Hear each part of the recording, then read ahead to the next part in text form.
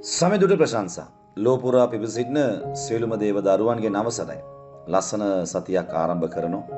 ඉතින් මම විශ්වාස කරනවා මේ දවසේ නේද ඔබ ඔබගේ දේවස්ථානට යන්නේ නැති ඔබගේ දේව දාසයාරයා දැනනවා ඔබට බොහෝ දේ උගන්වන්න නැති ආශිර්වාද කරන්න නැති ඔබගේ ජීවිතේට ස්වාමීන් වහන්සේ කතා කරන්න නැති. ඉතින් ස්තුතියි ඒ නිසා. හොඳයි දවසෙත් අපි ස්වාමීන් වහන්සේගේ අභිමුඛයට යනවා මතක් කරනවා පොයේ දවසේ අපි සෝමයේ පැවැත්වෙනවා. ඉතින් මාසෙක පාරක් අපි ඒක කරනවා. ඉතින් ඒ නිසා ඔබ දන්න අයට කියන්නේ ඇවිත් දැන් මාසික සතුට සමාදානයේ සුවේ ආශිර්වාදය ලබාගෙන යන්න කියලා. අපි කියවමු සුදෝ මාර්තුමාගේ සුවිශේෂය 7 වෙනි පරිච්ඡේදයේ 13 වෙනි වගන්තිය. මෙසේ නුඹලා බාර දී තිබෙන නුඹලාගේ නියෝග වලින් නුඹලා දෙවියන් වහන්සේගේ වචනය අවලංගු කරන්නෝය. තවද නුඹලා තවත් එබඳු බොහෝ දේ කරන්නෝයයි කීසේක. ජේසුස් වහන්සේ පරිසවරු හා ලියන්නන් දිහා බලලා කියූ වචනයක් තමයි උතන තියෙන්නේ. ඇත්තටම සම්ප්‍රදාය අවශ්‍යද නැද්ද? ලෝකේ හැම ජාතියකටම ආගමකට වගේ සම්ප්‍රදායක් තියෙනවා.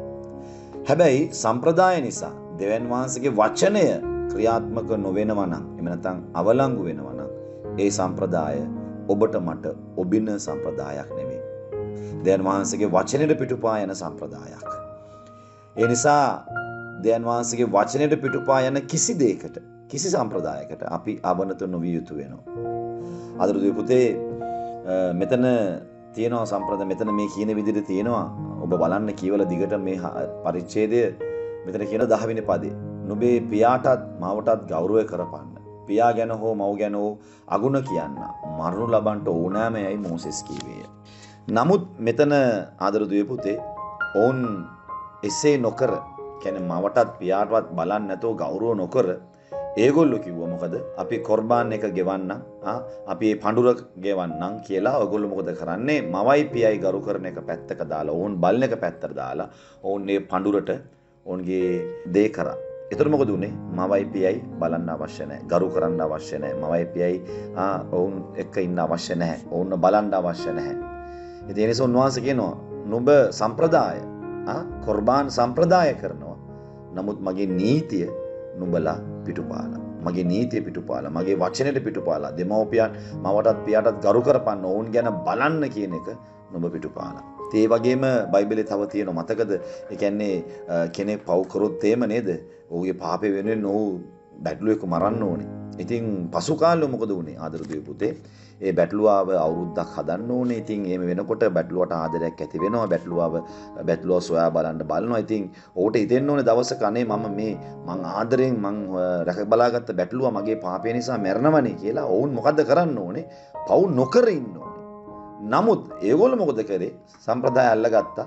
ඒගොල්ලෝ පව් කරද්දි බය නැතුව කියනවා බය වෙන්න දෙයක් නැහැ. බැටළුවෙක් ඉන්නවා. අපි බැටළුවා මරනවා. බැටළුවව දෙනවා කියන තැන ඒගොල්ලෝ ආවා. පව් නොකර ඉන්න ඒගොල්ලෝ කරේ නැහැ. පව් නොකර වැළකී සිටියේ නැහැ. ඒගොල්ලෝ මොකද කරේ? සම්ප්‍රදාය අනුව බැටළුව පූජා කරන්න ලෑස්ති වෙලා හිටියා. ඉතින් දෙවියන් වහන්සේ මෙතන කියනවා ඉතින් සම්ප්‍රදාය නිසා දේව වචනය අවලංගු කරන්න එපා කියලා. නුඹලට බාර දී තිබෙන නුඹලට බාර දී තිබෙන දෙවියන් වහන්සේගේ වචනය අවලංගු කරන්න එපා. නුඹලාගේ ඔය සම්ප්‍රදාය වලින් කියලා දෙවියන් වහන්සේ මෙතන කියනවා. ඉතින් මේ උදෑසන ඔබ අහන් ඉන්නවා නම් ඔබටත් මම කියන්නේ අපි බොහෝ සම්ප්‍රදායන් වලට ගැතිව ලැබිව කටයුතු කරනවා. නමුත් අපි නොදැනුවත්වම සමහර සම්ප්‍රදායන් අරා දෙවියන් වහන්සේගේ වචනය එහෙම නැත්නම් දෙවියන් වහන්සේගේ නීතිය අපි කඩ කරමින් සිටිනවා. ඒ නිසා කල්පනා කරලා බලන්න හොඳයි.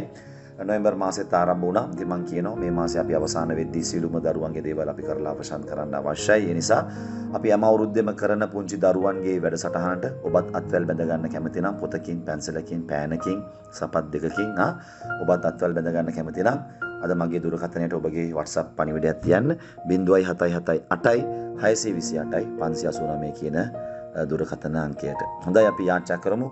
ස්වල බලධාරී ජීවමාන බලවන්ත දෙවි සමිඳුනේ ඔබගේ බලවත් වූ දෑතර බාර කරනවා. පියාණනි අද දවසේ මේ වචනේ නිසා ස්තුතියි. පියාණනි කතා කරනව මාවත් මේට ස්වාමීන් අසලා කීකුරනෝ සියලුම දරුවනුත් ඔබ ආශිර්වාද කරන්න. ඔබගේ මහිමාන්විත දෑතර බාර කරනවා. ජේසුස් ක්‍රිස්තුස් වහන්සේගේ නාමයෙන් නිසාය. ආමෙන්. ආමෙන්. ආමෙන්. දිසුපිටයි මම සමීර. හැමෝම හෙට උදෑසන ශ්‍රී වචනයත් එක්ක. සුබ දවසක්.